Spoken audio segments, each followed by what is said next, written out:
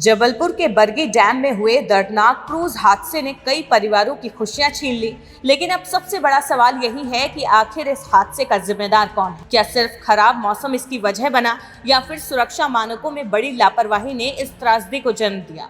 क्या तूफान के अलर्ट के बावजूद क्रूज को संचालन करने की अनुमति देना एक गंभीर चूक थी। हादसे के बाद अब जवाबदेही और जिम्मेदारी पर सवाल तेज हो गए हैं। क्या मौसम विभाग की चेतावनी थी? क्या क्रूज संचालन नियमों का पालन हुआ? क्या यात्रियों की सुरक्षा से समझौता किया गया? टिकट 29 तो 45 से ज्यादा लोग क्रूज पर क्यों चढ़े? सभी पर्यटकों के पास लाइफ जैकेट क्यों नहीं थी? खराब मौसम के बावजूद क्रूज पानी में क्यों उतरा? मौसम के अलर्ट के बावजूद क्रूज का संचालन क्यों हुआ? क्रूज में एयर ट्यूब या इमरजेंसी बोट क्यों नहीं थी? वहीं इस हादसे के बाद नेता प्रतिपक्ष उमंग सिंघार मौके पर पहुंचे और बीजेपी सरकार पर जमकर सवाल उठाए। उन्होंने कहा कि प्रदेश की बीजेपी सरकार असंवेदनशील सरकार हो गई है। जांच तो ठीक है, पर अब तक कोई कार्रवाई क्यों नहीं की गई? यहां पर्यटन विभाग के पास तूफान से भागने का यंत्र तक नहीं था। सुनिए उमंग सिंघार ने क्या कुछ कहा। ये पूरी सरकार असंवेदनशील हो गई है। सरकार सिर्फ जांच की बात करती है।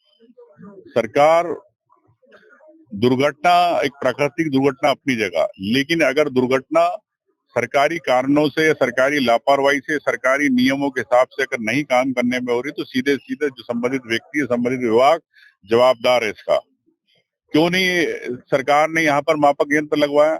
क्योंकि यहाँ के प्रबंधक आपके सामने बोल रहे हैं, मीडिया के सामने, कि मापक यंत्र नहीं था आंधी तूफान का देखने का। तो आंधी तूफान का अगर मापक यंत्र होता तो आपको क्रूज आप नहीं ले जाते पानी में, लाइव बोट आप नहीं लाइव जैकेट्स नहीं थी। तो मैं समझता हूँ कि ये सरकार की सीधे सीधे लापरवाही है और इस पे तत्काल मुख्यमंत्री जी को जांच के आदेश अपनी जगह, लेकिन संवेदनशीलता का परिचय देना चाहिए। तत्काल कार्रवाई हो, नहीं तो प्रदेश में इस प्रकार की घटना होगी और कोई जवाबदार प्रकार हुए। तो क्या संदेश देना चाहती है भाजपा, ये बताए।